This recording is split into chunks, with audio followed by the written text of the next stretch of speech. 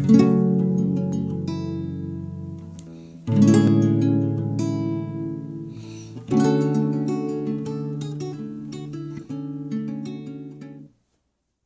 paz do Senhor, árvore de justiça, plantações do nosso Deus. Prepare a terra do seu coração para mais uma aula. E hoje o vídeo será a respeito de religiosidade. Um tema muito importante para que nós possamos compreender a respeito do reino de Deus. E lembre-se, essa é uma série de 5 vídeos onde nós vemos segredos a respeito do reino de Deus. Nós já vimos a respeito de prosperidade bíblica, inteligência emocional, como vencer o medo e sobrecarga. E agora nós iremos ver a respeito de religiosidade. Vamos definir a religiosidade como: religiosidade pode ser definida como um conjunto de regras e tradições criadas por homens e apresentadas como se fossem mandamentos de Deus. O que isso significa? Que Deus, ele trouxe a Torá, a lei, os mandamentos. Só que a lei de Deus, ela foi escrita por homens inspiradas por Deus e onde trouxe mandamentos e como que nós devemos seguir certas coisas. Aí o homem, o que ele fez? Acrescentou novos mandamentos, mas esses não são mandamentos de Deus, mas sim mandamentos dos homens. Então, o que acontece? Deus, ele te ensina a carregar algo, porque a Bíblia fala, o meu fardo ele é leve. Quando você coloca um mandamento que Deus não colocou para que alguém cumpra, o que vai acontecer? Esse fardo vai ficar pesado, porque um mandamento foi algo a mais que Deus não colocou e o homem colocou sobre o outro homem. Então, isso fica mais difícil de ser carregado. Isso que a religiosidade faz. A religiosidade, ela cria um conjunto de regras criadas por homens. E esses homens falam que isso foi criado por Deus. E isso é um problema muito grande. Nós vamos ver com profundidade todos os quesitos relacionados a isso. E por que é importante nós entendermos a respeito de religiosidade? Porque essas regras, elas além de colocar um peso a mais que não seria necessário, ela também nos distancia da verdade. E essa distância que existe da verdade faz com que nós não adentramos na vontade de Deus. Por isso que Deus ele vai falar, hipócritas, fariseus, os escribas que colocam um fardo acima do que nem eles mesmos conseguem carregar, porque Deus não está ajudando eles. Mas além disso, vocês não entram no reino dos céus e impedem que outros entrem. Porque o reino dos céus é a vontade de Deus aqui na terra. Então, se você cria uma regra que impede com que outras pessoas façam o que é de fato a vontade de Deus, essas pessoas não vão viver a vontade de Deus, nem você vive a vontade de Deus. Então, essas pessoas não entram na vontade de Deus, que é o próprio reino. Nós podemos trazer vários exemplos a respeito disso, como nas igrejas brasileiras, a respeito de usos e costumes, que não pode usar certo tipo de roupa, tem que usar um cabelo assim, um cabelo assado, não pode fazer certos usos, certos costumes. Ou um outro exemplo, um exemplo muito claro que nós temos com o judaísmo em si, existe um texto que fala assim, que é proibido na lei cozer, cozinhar um cabrito no leite da própria mãe. Então você não pode pegar um cabrito, tirar o leite da própria mãe e cozinhar ele sobre esse leite. E o que os judeus eles colocam? É algo bem drástico. Por exemplo, sanduíche, eles não podem ter queijo e carne juntos. Mas ele não está falando que você não pode misturar queijo com carne.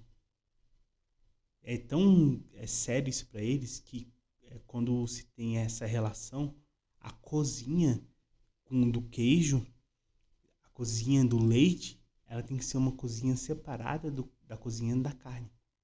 Que elas não podem se misturar. Mas a lei, ela não fala isso. A lei, ela fala, Não cozinhe o cabrito no leite da própria mãe. Se for no leite de outra cabrita, não existe outra regra. A regra é essa. E a Bíblia, ela é clara. Onde não há lei, não há pecado. Então, se não existe um mandamento contra, então se você não precisa se preocupar em descumprir. Então, se cria regras a mais para que as pessoas tenham um fardo maior do que elas podem carregar e acaba sendo prejudicial. E outro exemplo claro que nós temos com isso é quando Deus ele dá uma direção específica para um homem ou para uma mulher. E esse homem ou essa mulher faz com que essa direção específica vire uma regra geral para toda a igreja ou para toda uma comunidade. Um exemplo, o voto do Nazireu, né, que as pessoas não poderiam beber vinho, não poderia ter o cabelo curto, tinha que ter o cabelo longo, não podia cortar o cabelo. Várias regras que eram envoltas daquilo. Aí essas pessoas que têm esse chamado, elas têm que cumprir o chamado segundo aquilo que Deus chamou. Mas não necessariamente esse chamado é para todo mundo. Então isso acontece muito em várias igrejas que proíbem tem vários mandamentos que não são aquilo que Deus ele colocou sobre as suas vidas. Isso traz um peso desnecessário e ainda faz com que nós não entremos na vontade real de Deus. Que a Bíblia ela fala: tudo me é lícito, mas nem tudo me convém. Tudo é puro para os puros. Então, muitas vezes nós olhamos para algo e nós vimos, isso é pecado, não vou fazer. Não posso ver televisão, não posso fazer não sei o quê, não posso assistir um desenho, não posso, seja o que for. Então, as pessoas veem aquilo lá como algo impuro. Então, por quê? Porque você não tem a pureza dentro de si. Jesus, ele comia com os pecadores. E os fariseus falavam, você não pode andar com essas pessoas. Então, a religiosidade, ela sempre traz isso, regras de uso, de costumes, do que pode, o que não pode fazer, com um objetivo de proteção, mas na verdade isso afasta as pessoas de Deus. Imagine se Jesus ele não tivesse comido com os pecadores, ele não tivesse estado junto com prostitutas, essas pessoas estariam perdidas. E Jesus ele veio para aqueles que são cegos, ele veio para os doentes, o médico veio curar os doentes, não aqueles que não precisam de cura. E essa analogia é muito importante, porque um dos principais ministérios que Jesus veio combater foi a religiosidade. Vamos entrar em profundidade num texto que está em Mateus 23. Nós vamos ler todo o texto, versículo por versículo, e vamos ter a explicação de cada versículo. Versículo 1, Mateus 23. Então falou Jesus à multidão e aos seus discípulos. Na cadeira de Moisés se assentaram os escribas e os fariseus. Fazei e guardai, pois, tudo quanto eles vos disserem. Porém, não os imiteis nas suas obras, porque dizem e não fazem. Atam fardos e pesados e difíceis de carregar, e os põem sobre os ombros dos homens. Entretanto, eles mesmos nem com o dedo querem movê-los. Então, bora entender esse contexto. Porque os escribas e os fariseus, eles entram como uma figura de religiosidade, eles se assentaram na cadeira de Moisés. Moisés foi quem trouxe a lei. Então, os escribas e os fariseus, eles se assentaram e colocaram como autoridade diante dos homens que eles são o detentor da lei. Então, eles fazem com que aumentam o fardo. No versículo 4, ele traz isso. Atam fardos pesados e difíceis de carregar e os põem sobre os ombros dos homens. Então, ele coloca um fardo, um peso desnecessário, porque eles criam uma lei a mais do que eles estão falando, fazendo, né? Mas eles mesmos não conseguem cumprir, porque a capacitação de cumprir a lei, ela só vem pelo Espírito Santo. Mas o Espírito Santo, ele ajuda a cumprir aquilo que ele disse. e aquilo que o homem disse, ele não irá ajudar a cumprir. Então, um fardo, ele é pesado, porque a Bíblia fala, meu fardo é leve. O fardo de Deus, ele é leve, porque o próprio Deus está ajudando a carregar. Então, o fardo fica pesado porque Deus não está ajudando a carregar aquilo ali. Então, beleza. E o versículo 2, ele diz, fazei e guardai, pois tudo quanto eles vos disserem, porém não os imiteis nas suas obras, porque dizem e não fazem. Então, eles criam regras para colocar sobre os homens, mas eles mesmos não cumprem. Isso é o preceito de religiosidade. Você vai criar regras e falar, você tem que fazer isso, você tem que fazer aquilo, mas você mesmo não faz. É uma figura de autoritarismo. E ela também está muito misturada com a figura de manipulação. Até o 10 nós iremos ler agora. Praticam, porém, todas as suas obras, com o fim de serem vistos dos homens, pois alargam os seus filactérios e alongam as suas franjas. Amam o primeiro lugar nos banquetes e as primeiras cadeiras nas sinagogas, as saudações nas praças e os serem chamados de mestre pelos homens. Porém, não sereis chamados mestres, porque um só é o vosso mestre, e vós todos sois irmãos. A ninguém sobre a terra chameis vosso Pai, porque é um só o vosso Pai, aquele que está nos céus.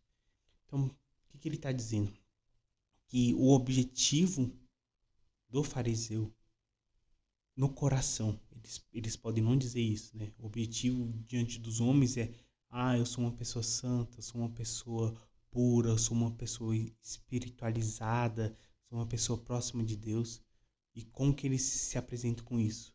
Eles querem ser vistos pelos homens. Eles fazem orações longas, eles se colocam diante dos homens como alguém que detém o conhecimento, detém a intimidade, detém a voz de Deus, ou o profeta, ou o mestre. Eles adoram estar em lugares de visibilidade. Então, é muito comum, por exemplo, a gente entra numa igreja e tem aqueles banquinhos na frente. Então, as pessoas querem sentar lá na frente para ser, eu sou visto pelos homens porque eu sou importante. E aqui também eles falam aqui que os primeiros lugares nos banquetes ou nas sinagogas, que no nosso caso seriam as igrejas, eles sempre estão em lugares de destaque. Então eles gostam de ser saudados com nomes específicos também. Como? Eles têm que ser chamados de mestre, ou de ou pai, ou guia, ou no contexto atual, o pastor. O pastor é aquele que guia, aquele que não pode falar o nome do pastor, tem que falar pastor fulano, não pode falar só fulano, tem que colocar o título antes. É sempre algo para falar que ele é mais por conta de algo que eles mesmos criaram. Então, um exemplo que nós temos aqui, mestre. Só há um mestre, que é o Espírito Santo, que é o próprio Deus. Então, quando nós sentamos na cadeira de mestres e falamos, somente eu posso ensinar. Ninguém, você não pode aprender de lugar nenhum, somente de mim. Eu tenho que passar todo o conhecimento para você. O que, na verdade, qual a função do mestre? Ensinar a pessoa e, principalmente, ela ter um relacionamento com o próprio Espírito Santo para que ela aprenda diretamente da fonte. Porque muitas vezes aquilo que Deus ele tem para o meu chamado é diferente do que ele tem para o seu chamado. E aquilo que você vai ter que aprender é diferente do que aquilo que eu tive que aprender. E por conta disso, o nosso chamado ser diferente, os conhecimentos que nós temos que aprender é diferente. Então, se eu estou passando conhecimento para você, eu não posso ser o único detentor daquele todo conhecimento. Por isso que a Bíblia diz, a multidão de conselhos é sabedoria. Nós temos que ter o conselho de várias pessoas, os especialistas de cada área, mas principalmente, quando Deus criou o mundo, a palavra vai dizer quem foi seu conselheiro quando criou tudo que há. Então, quando Deus criou tudo, Ele é o detentor de toda a sabedoria. Quando nós entramos diretamente na fonte, nós entendemos que quem é o mestre certo, né? Quando ele está falando a respeito aqui no versículo 10. nem sereis chamados de guias, porque um só é o vosso guia, o Cristo. Então, o Deus que habita dentro de você, ele que guia o seu caminho. É muito comum nas igrejas de hoje o pastor fala, não, tudo que você tem que fazer, você tem que falar comigo. Então, eu que tenho que dar a direção profética para a sua vida. Até com algumas coisas assim, não, você tem que se submeter a líderes para a gente orar, para ver se isso é de Deus ou não. Você só vai casar se a gente orar e Deus testificar no nosso coração. Não, você só vai para esse emprego se você passar por um processo que eu vou orar para você e tal. Pode ser que você esteja estranhando eu falar isso porque você não vive essa realidade. Mas acredite, muitos no Brasil vivem essa realidade. Que tem a figura do pastor como detentor da vida toda, do que faz, do que come, com quem casa, com que trabalha, com que Deus chamou a pessoa. Então, a figura de Deus é o pastor na terra. Então, isso é comum. Mas a Bíblia está dizendo, só há um guia, que é o próprio Cristo, o próprio Deus dentro de você. Quando Jesus ele chama Pedro para o ministério pastoral, o que ele fala? Pedro, apacenta as minhas ovelhas. Há uma crise de identidade sobre o pastorado brasileiro que fala assim, as ovelhas são minhas. Ah, essa pessoa é sua ovelha? Como assim essa pessoa é sua ovelha? Eu sou ovelha de Cristo. E sim, o pastor, ele apacenta as ovelhas de Deus. É muito importante os 5 ministérios. Né? Cristo ele vai falar que eu chamo uns para apóstolos, outro para mestre, outro para evangelista, outro para pastores. Né? E todos eles são para o aperfeiçoamento do corpo de Cristo até que ele venha. Então, os 5 ministérios eles são muito importantes. Mas a gente tem que entender que os 5 ministérios ele aponta para Cristo. Quando nós entendemos sobre os 5 ministérios, Jesus ele fala, são os dons de Cristo. Então, os 5 ministérios ele sempre vai apontar para Cristo como o sacerdote supremo, o supremo sacerdote, o sumo sacerdote, o mestre do universo. Então, o pastor você aponta para Cristo sendo pastor. Você que é mestre, você aponta para Cristo sendo mestre. Você que é apóstolo, aponta para Cristo como um apóstolo. Você que é evangelista, aponta para Cristo como um evangelista.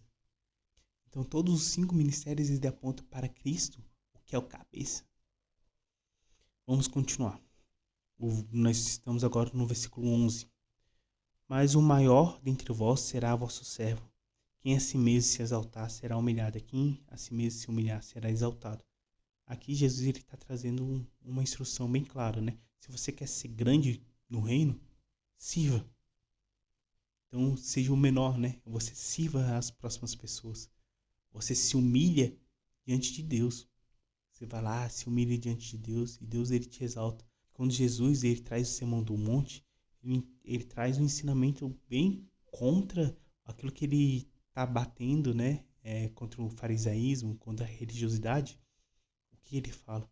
Quando for orar, vá para o seu quarto, feche a porta. Seu pai em secreto irá te abençoar. Então é isso que ele está dizendo. Quando você for orar, não precisa fazer orações longas na frente de todo mundo.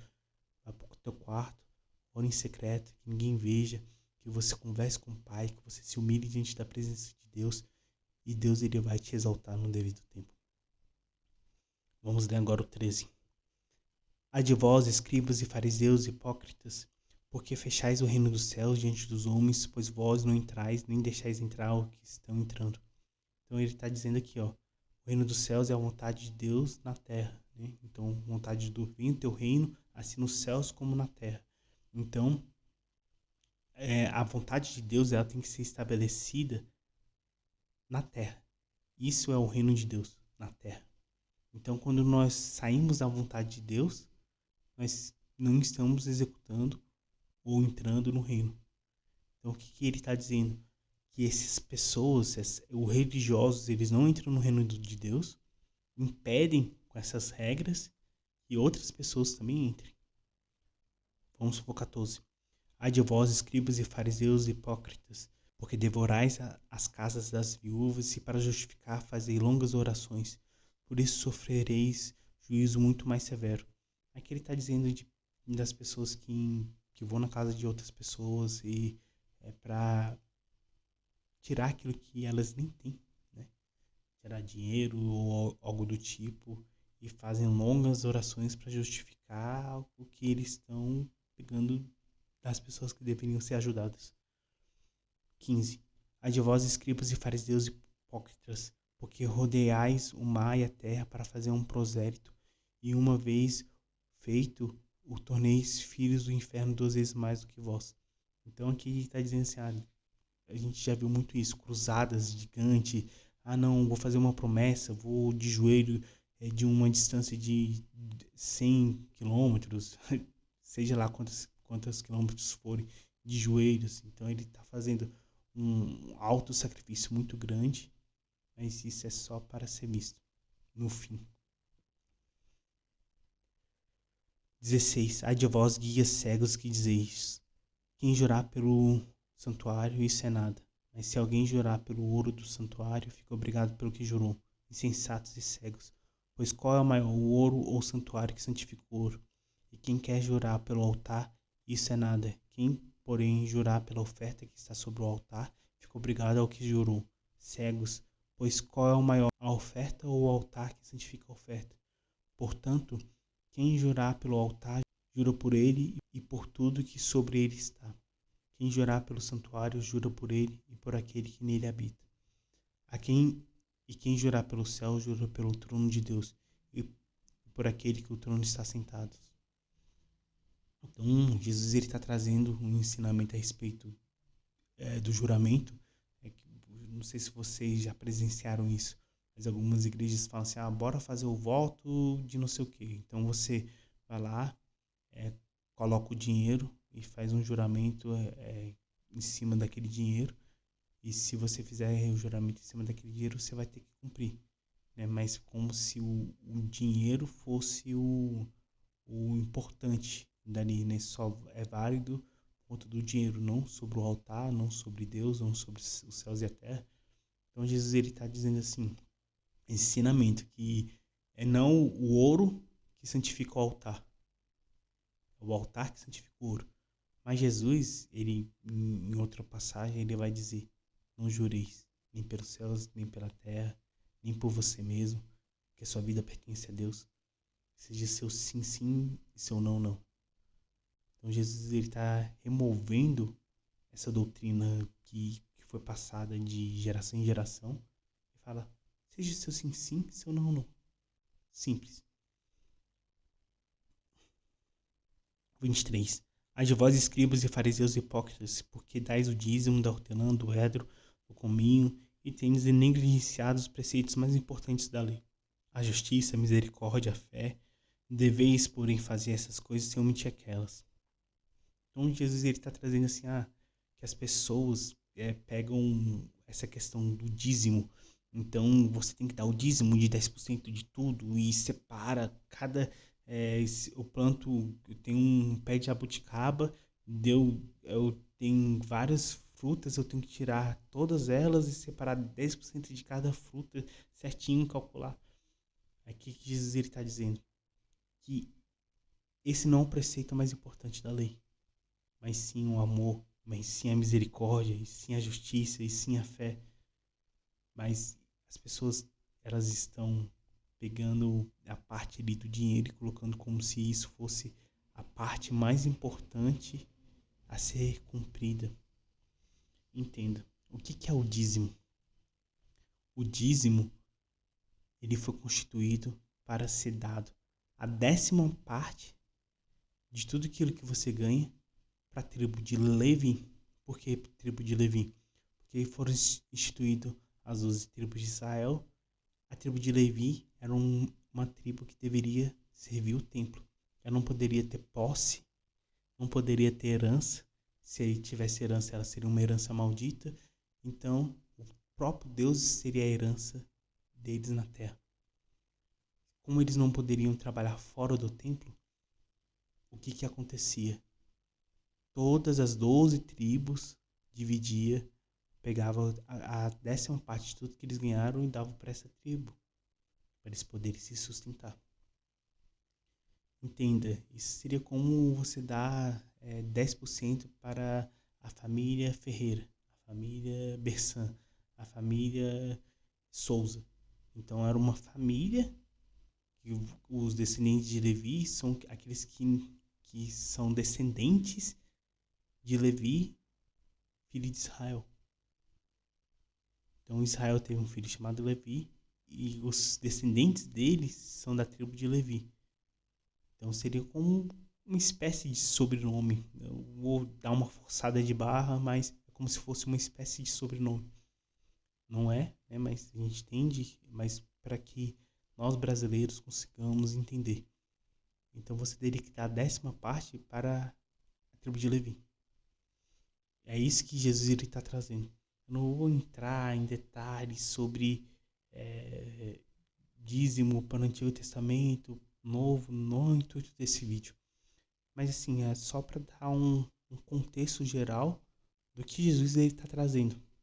Então essas pessoas que são judeus, eles estão dando dízimo, a 10ª parte, separando tintim por tintim, cada folha que é arrancada da terra para dar. Mas ele está falando, ó, você tem que fazer isso sim, você tem que cumprir e dar o dízimo. Mas o mais importante não é isso. Então vamos ler o 24. Guias cegos que com ais o mosquito engolis o camelo. Ai de vós, escribas e fariseus, hipócritas, porque limpais o exterior do copo e do prato, mas esses por dentro são cheios de rapinas e intemperâncias. Fariseu cego, limpa primeiro o interior do copo, para que também o seu exterior fique limpo. Ai de vós, escribas e fariseus, hipócritas, porque sois semelhantes aos sepulcros caiados, que por fora se mostram belos, mas interiormente são cheios de ossos de mortos e de toda imundícia. Assim também vós exteriormente pareceis justos aos homens, mas por dentro estáis cheios de hipocrisia e de iniquidade. Então Jesus ele já está explicando esse versículo aqui. Ele está dizendo que as pessoas por fora aparentam ser espirituais, ser bonitos, serem importantes, mas por dentro está cheio de hipocrisia, cheio de sujeiras, cheio de coisas a serem escondidas. Então Jesus está fazendo analogias entre o copo que é sujo por dentro, mas é limpo por fora, também com os sepulcros caiados, e todas essas análises falando que eles são inclusive cegos. Por quê? Porque eles estão guiando alguém, mas eles não entenderam que o reino é dentro. Então eles não limparam o interior do copo, né, que é o interior da alma, e estão tentando guiar alguém sendo cegos. Um cego guiando o cego, os dois caindo no buraco.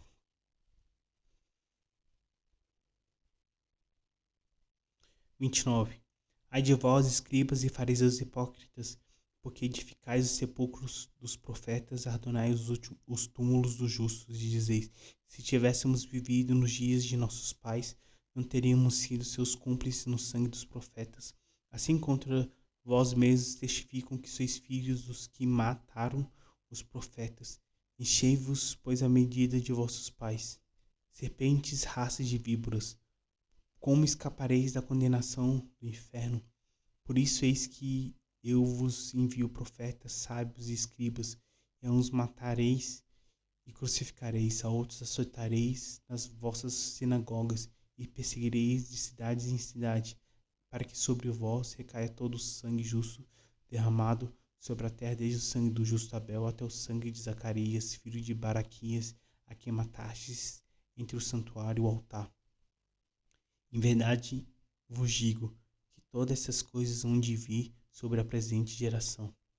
Então, o que Jesus está trazendo aqui? Que muitas vezes as pessoas vão falar, se eu tivesse vivido no tempo de Elias, se eu tivesse vivido no tempo de Moisés, eu não teria agido que nenhum povo agiu e tal. Mas Deus está enviando profetas, está enviando, naquele caso, o próprio Deus, e eles crucificaram o próprio Deus. mas nós mesmos muitas vezes fazemos o mesmo. Quantas vezes, não sei se você já passou por isso, mas você teria falado assim, se eu tivesse vivido no tempo de Jesus. Mas pode ser que eu e você, se tivéssemos vivido no tempo de Jesus, nós teríamos gritado para crucificar Jesus e liberar Barrabás.